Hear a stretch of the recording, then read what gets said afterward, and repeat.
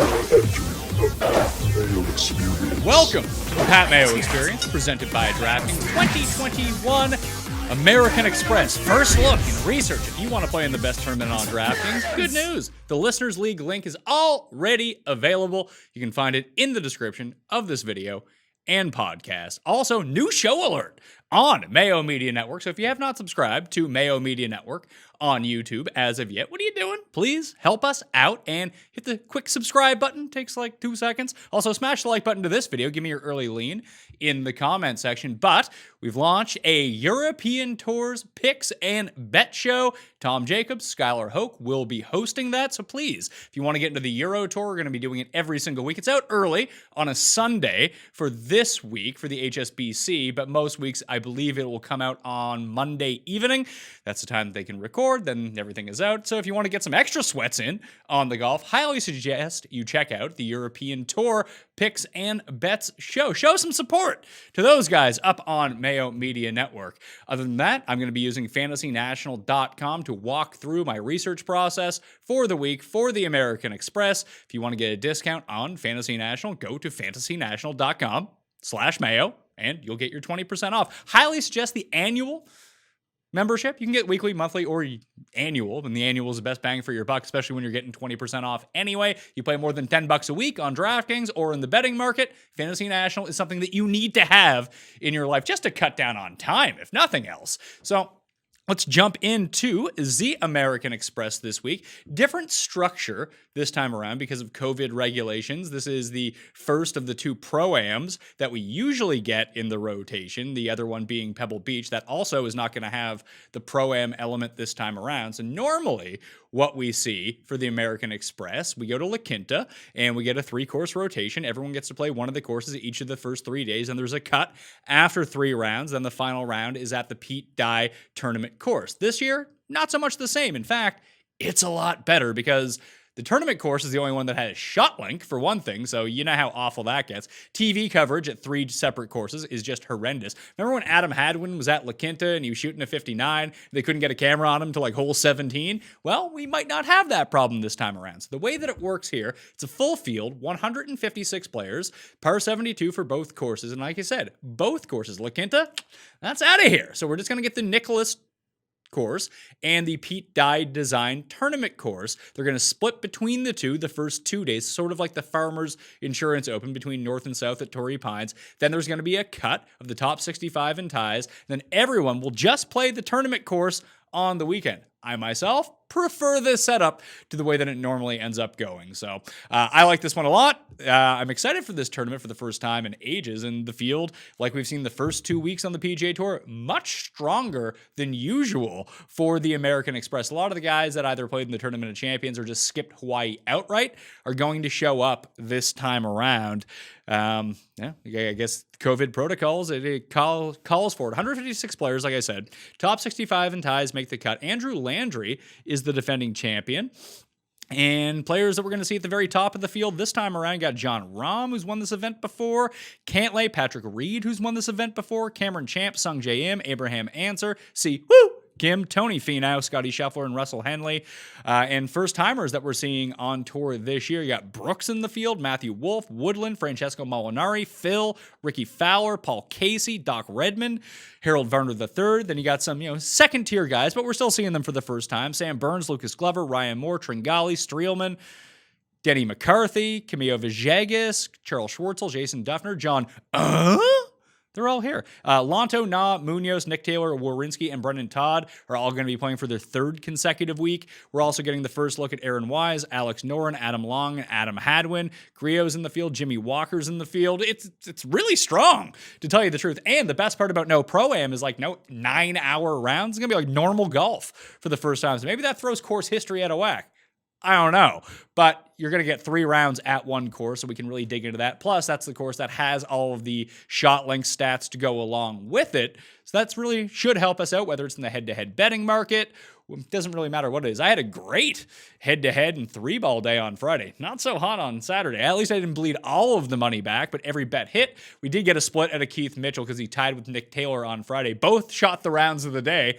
You don't see that too much. Both of the rounds of the day coming from the same group, and you have money on one of them. But they do get the split of of the 3-ball, because there's the third loser who's a part of that. Totally forget who it was at this point. But the parlay ends up hitting on the 3-way. Jim Herman took a triple. I had a lot of money on Jim Herman on Saturday in his head-to-head solo and his 3-ball, and he was cruising till a triple bogey on 16 really set him back. He was at -5 at that point and just cruising past Patton Kizzire. Everything was gravy. That didn't really work out. I'm filming this before the conclusion of the Sony Open, even before the leaders are off at the Sony Open, so I don't really know what happens there. You know, fingers crossed. I said this last week for Morikawa and Berger, and they completely shit the bed on Sunday. So Leishman and Joaquin Niemann, I could use you to have some good days. I'm at the top of some DraftKings contests. I got outrights on you. It would be really nice if you could come through for old Pat Mayo. But the past 6 Sundays, I've had a guy in second place going into the weekend, going into Sunday's round, and they've been horrible. So hopefully the curse of Mayo does not continue to go through. And I got Neiman in one of the one-and-dones in the race for the Mayo Cup. It'd be nice to start the season off with a bang in that and just take over first place, try to win my own trophy. That would be fantastic news all around. So like I said, let's jump into the courses. Jump over to fantasynational.com. Again, fantasynational.com/Mayo will get you the discount. So we have the 2 courses. We'll click on course conditions and course breakdown. It'll probably only show us, let's see here. I know we got a bit of the different stuff here. So 2020, the Nicklaus Tournament course. And they get kind of screwed up here on the, I guess, it doesn't really know what to do with 3 courses, I suppose. They're all shorter end courses. Par 3s will make a big difference at the stadium course. One thing I really did notice before we jump into like the breakdown of the stats, a lot of really accurate players have won this course. Now, Rahm ended up winning, but some of the top-end guys with worse accuracy can club down a little bit, so that could be to their advantage. But you see someone like Andrew Landry ended up winning. Abraham Answer was in second place a year ago. Big accuracy mavens off the tee, something to consider, and not necessarily like focus all your energy on, but I think that could be just a lean if you're going towards, I don't know, if you're trying to decide in a coin flip situation. You got calm conditions, more than likely, course length less than 7,200 yards, rough length short everywhere, green speed average, green firmness medium. Adam Long's actually a winner here too, another accuracy guy. Adam Hadwin, another accuracy guy who lost to Adam Long that year. Bermuda greens all the way around. If you want to try to parse that out, we jump back over to the course. We see the stadium course. There's a Pete Dye design, like I mentioned once again. Let's see if there's any showdown implications here. So we have 13, 18, 5, 9 is a very difficult hole. And then you got 17, 18, and 1's not really feeling it either. If you can sneak one out on 9, it does seem like, no, there's no real showdown advantage if you're playing at the stadium course. The Nicklaus course is generally a little bit easier as it goes over. We'll slip over to, is it called the Nicklaus course? Yeah, Nicklaus Tournament course. Let's see if there's any advantage here. 8, 9, 1, 10. If you start on 10, you get no wraparound advantage there. The closing holes at both these courses, incredibly tough. But 8, 9, and 1, 1 and 5. So no real advantage there. Although that the Nicklaus Tournament course tends to play a little bit easier on scoring average. That doesn't mean the first round leader or guys at the tournament course aren't going to score well. They're both super difficult courses. But just in general, the Nicklaus tends to lean a little bit easier on any given day. So maybe you want to load up with those guys. We don't have really all that much information because there's no shot link data from the tournament course or from the Nicklaus course, but you can see there are 6 par 4s that measure between 400 and 450 yards, another 2 below 400 as we jump back to the tournament course. Where did it go? Stadium course. And you got tournament course and stadium course. It's going to be one of those weeks. You got NC and TC or SC when you see it on the PGA Tour app this week. Strokes gained approach, very high up on the list, along with strokes gained putting. Very reminiscent, really, at least when it comes down to the real stats that you want as the Sony Open from this week. Although you can see par 3 scoring leaning a bit more than par 4 scoring, along with par 5 scoring. So that's really interesting to note. First time we've seen that through the 3 courses so far. At least that's for the top 10 finishers. Let's update this to top 5. You can see that around the green really goes down low. You want guys that hit greens in regulation. That's not to say that you don't need to scramble a little bit. Of course you do. But you want to be hitting the fairways. You want to be hitting greens in regulation, hoping to make a few putts when it comes down to it. Because some of these bunkers can get pretty steep trying to get out of, as you can see over time. Any eagles, 16s, eagleable?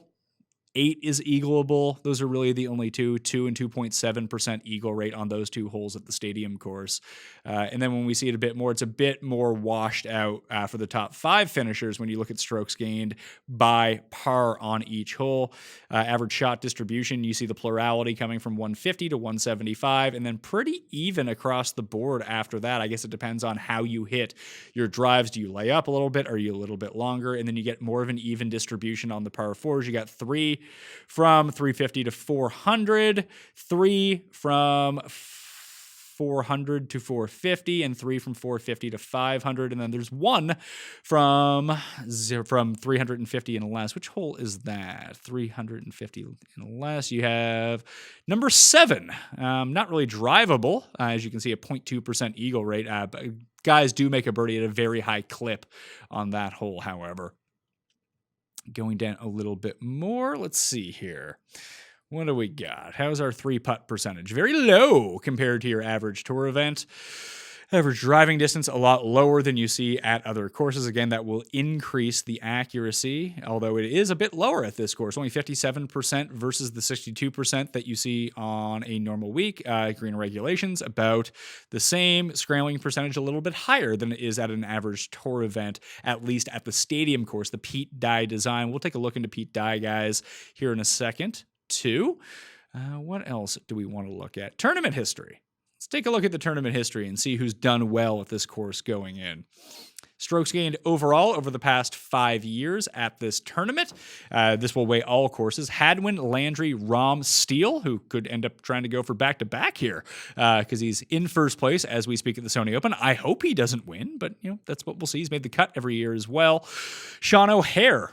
Strange. Even 2019, Sean O'Hare ended up with a T9 at this course. Did not play last year. Other than that, you got Phil Harmon Mickelson, Kevin Na, another decent play here. Swafford's won this event before. Was cut a year ago, but starting to play a little bit better golf as we go through it. We'll take a look at what the Sony Open stats tell us throughout too. Sung Jae's top 12 both years he's played here. Sam Burns 2 top 20s both years he's played here. The Gooch has top 20s the past 2 years. Anyone else who does particularly well? Abe Answer has top 20s the past 2 years. Ryan Moore and Sebastian Kaplan both finished inside, or both had a T6 in their first starts here. I mean, Ryan Moore played it ages ago, but at least in the past 5 years, it was his first start at this course. Just looking at overall, last year went Landry, Answer, Scheffler solo third in his first appearance at this course. Straka, who's playing some pretty decent golf right now, to tell you the truth. He was 4th a year ago. Burns, Moore, Kaplan, Hoagie, Putnam, Im. When was the last time, man? Was this had to have been Andrew Putnam's last top 10. It had to have been, because he has been god-awful ever since. Let's see. Yeah, top 10 at the Amex before his string of 1, 2, 3, 4, 5, 6 straight missed cuts. Then he had a 58th at Workday, then 3 more missed cuts. And he started to make a few more cuts once the swing season started, then started to miss cuts once again. It's been a rough go for old Andrew Putnam over the past little bit. Finau had a T14. Grayson, who had a hot start at Sony, had a top 10 here last year. Noren was inside the top 15, so decent guy. The year before that, Long beat Mickelson and Hadwin on Sunday, made that putt on the 72nd hole. You had the Gooch pop up, Rahm and Poston. Decent results here. Vaughn Taylor, who's showing up at Sony once again. Maybe he's starting to get his form back a little bit. Michael Thompson, also a decent week at Sony going on right now. Not in contention, but not having a bad week either. He was top 10 2 years ago, as was Cantlay, and his only appearance as he'll be in the field again this week. Go back to 2018. Rahm, Landry, Hadwin. Oh, maybe my guy Johnny is a play this week. DraftKings play, mind you, making his first start of the year, because I believe he closed the season pretty decently, started to show up once again. Yeah, 20th in Mayakoba, 11th at RSM, and 20th at the Shriners. So since the swing season started, he's 4 for 4 in cuts with 3 top 20s over that time. So Johnny question marks. Time to get your tour card back, pal. All right, do I have a model for this one? This one's always tough to figure out. Only because, with the 3 courses, it's really hard to weight all of that. Let's see, American Express. Nope, I don't have one for that. What would I have called it before that? What the hell was this tournament used to be called? Stupid tournaments changing its name all the time. The Humana? Is that what it is? Valspar? Pebble, Trinity, the Players. Just work with me through here. Might have to create a new one as we go through this. Distant Short Game, Colonial, Career Builder is what this used to be called. What do I have here? Off the tee, I had par 3s weighted, par 5s weighted. I'm going to jack up par 3s, I'll leave par 4s where they are. Jack down par 5s a little bit and increase par 3s. Sand saves, 5% proximity on close irons. Apparently, I was all about that. Let's dial that back down a bit. As I said, that the majority of the proximity range, we'll get rid of birdies or better gained, although you will need that. And we'll take out putting, which I had weighted at 0%. I did say 150 to 175 is where the majority of those shots, or the plurality, of where those shots come this week. So let's throw that into the mix. Might have too many stats in here. Not going to lie to you. Let's take out 75 and let's take out the wedges and just throw, now I have that as par 3s. I don't want that. I want proximity, 150 to 175, and we'll weight that at 10%. I might be overvaluing it just a little bit. But again, this is the first run. I'll have more information as we go through. Fairways gained, as I mentioned, is something, what are we dealing with here? 85%. Let's crank that up to 5%. And we'll dial back off the tee 5%, and maybe even throw that up to 10%, just see how that weights. Jack up. What are we at here? 95. Let's dial back approach again, back to 25%. And we will throw in opportunities gain, because I probably built this model before we introduced the proprietary opportunities gain stat that we have at Fantasy National. Make that 10% opportunities gained. Again, if you don't know, is a green in or under regulation or fringe in or under regulation inside 20 feet. That will give you an opportunity to score. It's sort of an alternative to birdies or better gained. Shows you who has the most opportunities, birdie putts, to actually make. And in a scoring fest like this is probably something you're going to want to have. I'm going to throw in strokes gained putting as a 0 factor once again, just so I can have that in my grid as I look into it. So let's load this up. Again, I'll tweak this as the week goes along. You're free, obviously, if you remember, at fantasynational.com to tweak it any way that you want to try to find who might be the best plays. Obviously, the Sony stats are not loaded into this as of yet. They will be available Monday morning after the Sony Open actually concludes. We'll have 4 more rounds of strokes gained data to throw into that as well.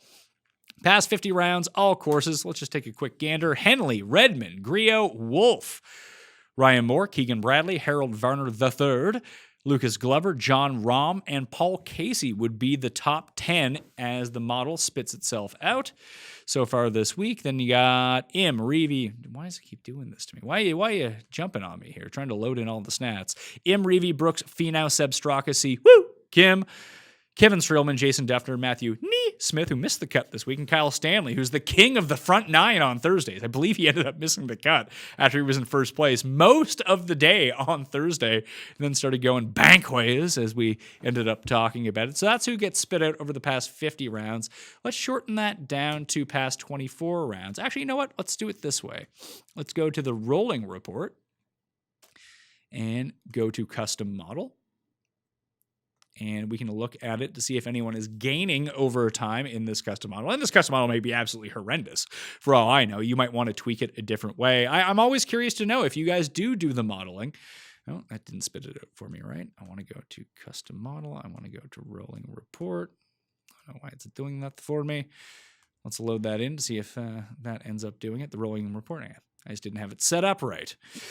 All right, so last 100 rounds, you got Rahm, Brooks, Cantlay, Casey. That's the one mark that you know. And if you're going to be using all sorts of these stats, that it should spit out the best players the longer back that you go, because the best players tend to be the most consistent players. But if it was spitting me out like the worst possible players in the field over the long term as a greater sample, I feel like, if I had Jim Konos coming out at the top, I voted for Konos. But that would be at least a good sign. So over the past 100 rounds, Rahm, Brooks, Cantlay, Casey, Redmond, Griot, Im, Wolf, Streelman, EVR would be the top 10. You got Finau, Varner, and Ryan Moore. Past 50, we already went over. Let's go to the short term and see past 12 rounds. It will spit out Matthew NeSmith before the Sony stats get included. I bet you he's not going to be number 1 after that. But NeSmith, Keegan, Ryan Moore, Henley, Rahm, Im, Griot, the Gim Reaper, my guy, cost me some bucks this week. Sammy Burns, Adam Long, and the Gooch would be the top 11. Then you got Johnny Hunt, Malnati, Piercy, Cook, Champ, Knox, Laird, Wise, Redmond, EVR. EVR this is his worst of the 6 fields. You got 4, 8, 12, 24, 50, and 100 rounds. This period of the past 12 rounds is the worst for EVR. He took a triple bogey on Friday and knocked himself out. He was making a ton of birdies, though, so that's encouraging to see.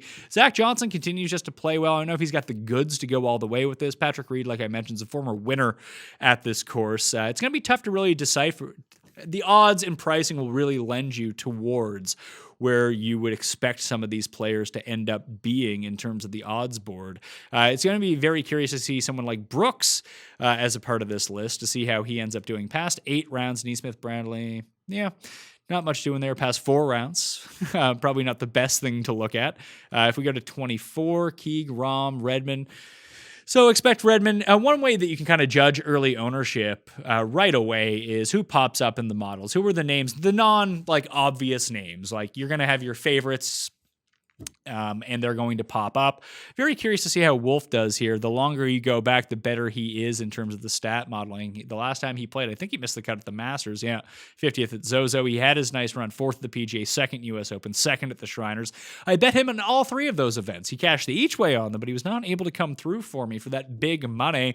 But you can see, over the course since the swing season came back, he's really hit or miss. He has a bunch of missed cuts, but he has 3 second-place finishes. He has a 4th-place finishes, 2 of those at majors. So you don't really know what you're going to get from Matthew Wolff, but you know what that upside is going to be if he ends up cutting through. Nice to see that his putting splits are starting to go back towards the positive. And again, where we looked at, this is a course where the around the green doesn't play the strongest factor. Sometimes Matthew Wolff does have a great week around the greens, but other times it can go horribly, horribly wrong. Really weird to see that he was awful off the tee after gaining so much. That was really his bread and butter when he was in contention. So he seems to be one of these very highly volatile players where if he doesn't have it that week, he's going to be bad. But if he has it going, he's going to be in contention to win. Another guy where when Bryson plays well, he tends to play well. No Bryson in the field this week. And I don't know if Bryson's ever played this event before, but we're not really concerned about Bryson so far this week. Austin Cook, interesting to see. I believe he is making the cut right now at the Sony. Not sure. Yeah, he is. He made the cut at the Sony. Sung Jae, curious to see if people jump off board with him after he made the cut, but really struggled on the weekend at Sony. Not going to have a very high finish whatsoever. Sammy Burns, he and Redmond will likely be the 7K. I don't know. Redmond will probably get priced, I'm guessing like 7.9, 8.2, somewhere in that range. Curious to see what they do with Burns. He's been kind of a staple when stronger players are in the field between like 68 and 73. If that's the case, expect Sam Burns to be very, very popular. I don't know what to do with Doug Gim. He had been trending really well.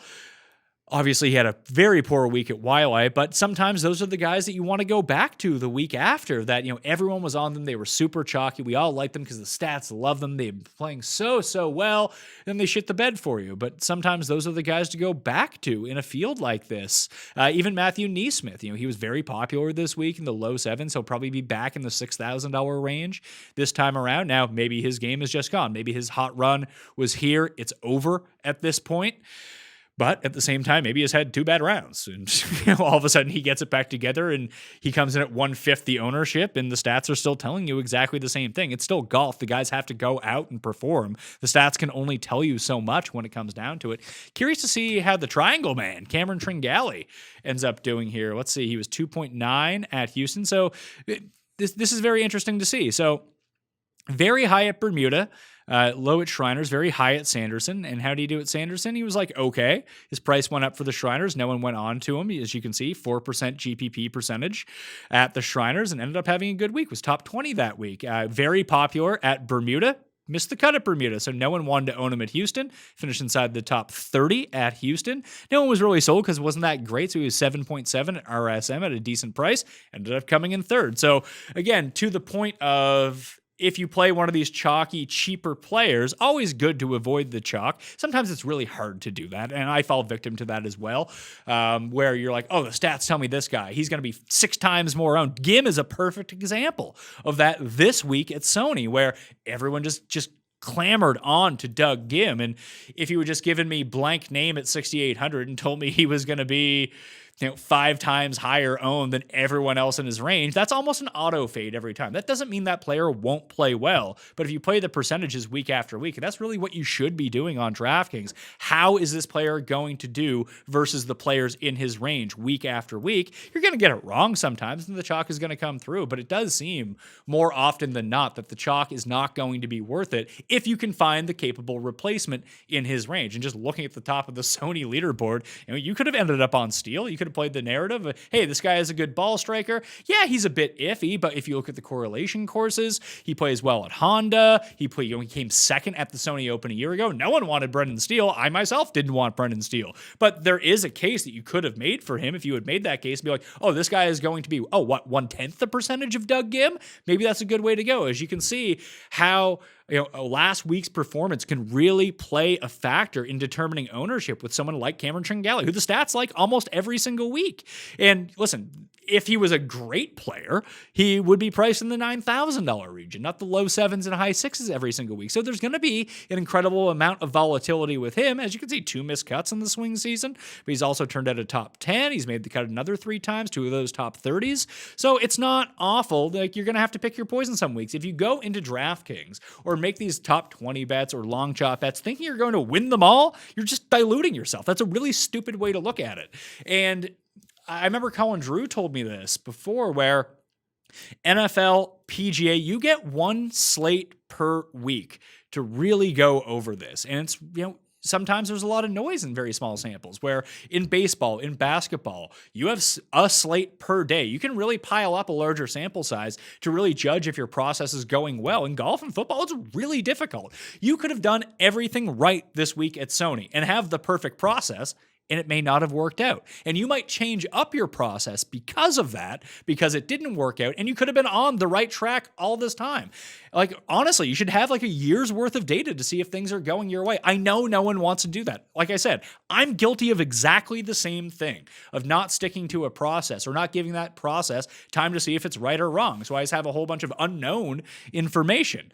One thing I might start doing is going over higher stakes entries that I did with some people. In full disclosure, I played 2 of the $100 this week. One of them is going well. The other one is not going so well.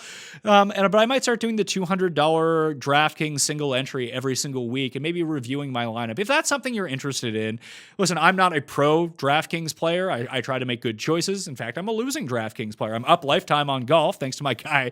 I don't play that much in terms of entries every single week. I'm usually around like the, 200 to 350 type range for golf. And, I hope to get that money back. And usually that goes to 20 entries in the $5. But I do want to start playing, one big lineup. How can I do that? The bigger one that I'm doing well in this week, one of the other ones had Gim, so that was toast in one of the $100 single entries. The other one, smaller field, I went with not pure balance lineup, but I didn't go diving into the 6s. It's Neiman, Horschel, Leishman, Munoz, Siwoo, and Carlos Ortiz. It's, as we speak right now, it's 27th in the 50K Stinger. I try to pick the lower entry ones in terms of the higher stakes. It's $10,000 to first prize. I'm not looking to win $1 million here, but I would like to get some decent ROI on putting stuff in. I still have way more player holes left than most of the people. I assume Carlos Ortiz is just playing awful at the moment. Oh, good, he's even through 7. All my guys are fucking even.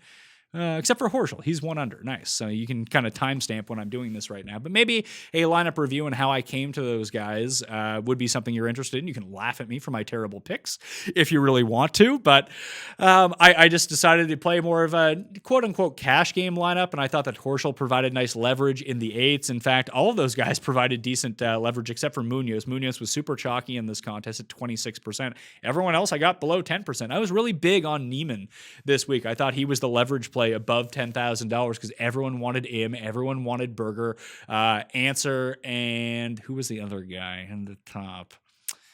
Now I completely spaced on it. Who was going to be? Anyway, there was someone, Kisner was the other one in the upper eights. I just thought, if I avoid those four guys, I played Berger and Im a lot in sort of my like multi-entry GPPs, but I thought that fading those guys in a single entry might be the proper way to go. And I thought just objectively that Niemann was going to be as good as them. So far, so good. We'll see how that ends up going. But realistically, this is what I'm looking at right now. It is worth noting. Let's just go back and take off some of the filters here. And again, DraftKings pricing and odds will dictate what you want to do with a lot of these guys. Let's go past 24 rounds overall before we go in and look at some potential Sony sleepers. You're going to want the full context of stats too. There's always the nice Pete Dye filter down at the bottom. 3 of the 4 rounds are going to be at a Pete Dye course this time, and you can see what courses get factored into that if you just click on the little number next to the players' names. You got Travelers, American Express, Players, Travelers. This is for Patrick Rogers, by the way. Not that I love Patrick Rogers. He just happened to be the first person that I saw. So let's see. Strokes gained total over the past 24 rounds at Pete Dye courses. We got Cantlay, Answer, Keegan, Streelman, Ryan Moore, Reed, Reeve, C. Kim, Paul Casey, and Brian Harmon are your top 10.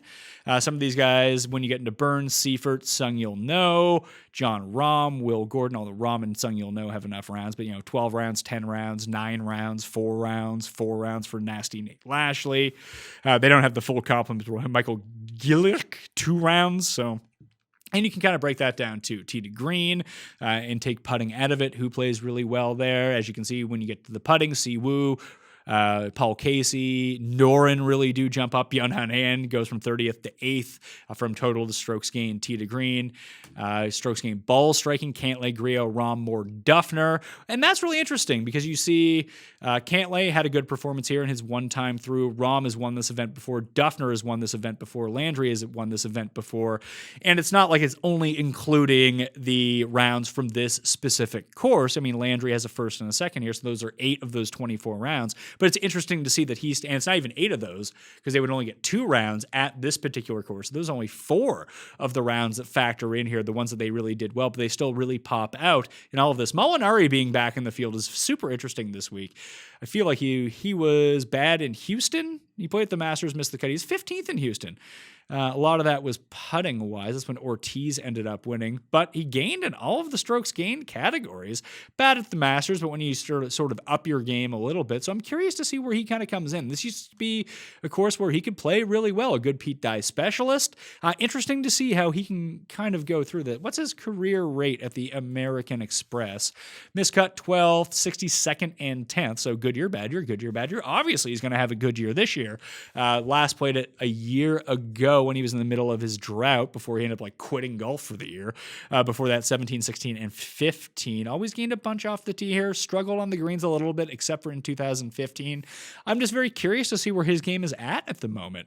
Other guys that might pop up, Pete Dye-wise, Stanley, Streelman, Reed, Redmond, Answer, Straka, Noren. Noren, yeah, I'm going to find very interesting this week. I don't remember if he ended up going overseas to play in any of those European Tour events. Let's go check that out here. Officialworldgolfrankings.com.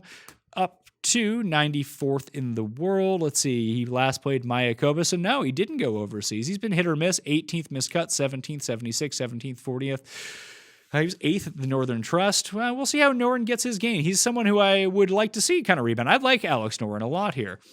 You have Joel Damon who kind of pops up. The only other thing that I wanted to see, and we'll extend this to past 75 rounds to give ourselves a larger sample so we're not just getting the noise of certain courses being mixed in with some of these people. Fairways gained to see if they kind of pop up a little bit. You go to fairway/greens on fantasynational.com and we'll see what ends up. Oh, that's just at Pete Dye courses. We'll click off the Pete Dye filter for that and just get all courses into the mix to see who hits the most fairways at some of these. If that's something I don't want to harp too much on. It's not going to be the only thing that I look at. Armour, Moore, Reeve, T. Dunk, Stewart, Answer, Norlander, Kyle Stanley, Doc Redman, Steve Stricker, David Hearn, Chris Baker. And now I'm curious to see that if we take a less than 72-yard course, if that means some of the bombers club down a little bit to see if some of the bombers get their accuracy increased at a tournament like this. I don't know what the hell I just clicked on there. I clicked off of 7,200 yards. Stupid Pat Mayo. What are you doing here? Again, this is just a part of my process. I like to just kind of look at everything and see if anything pops out for me.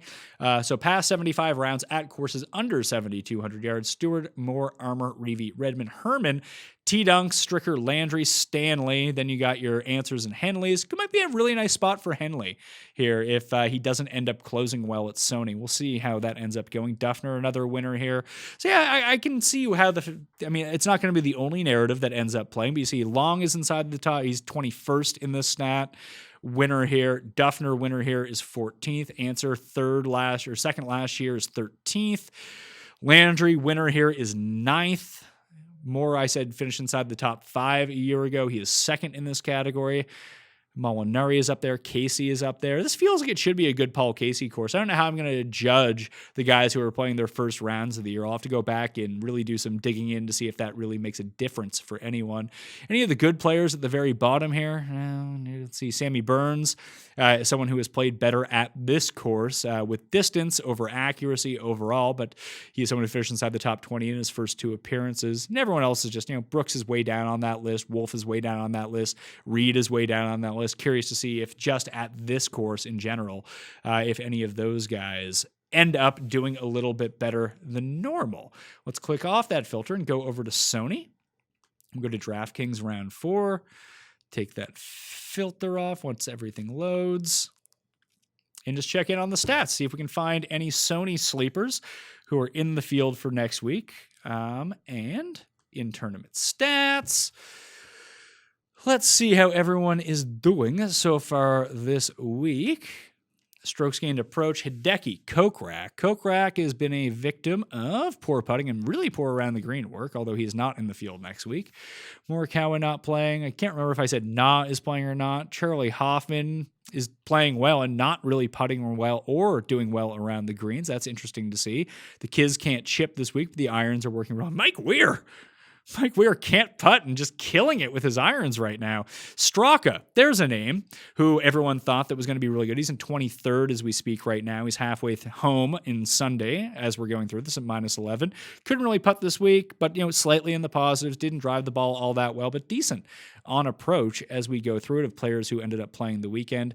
Let's take off round 4, just ball striking wise. I do want to see Hideki. Herman is someone who could not drain a putt, but someone a good accuracy player. He's won in the past year at Wyndham.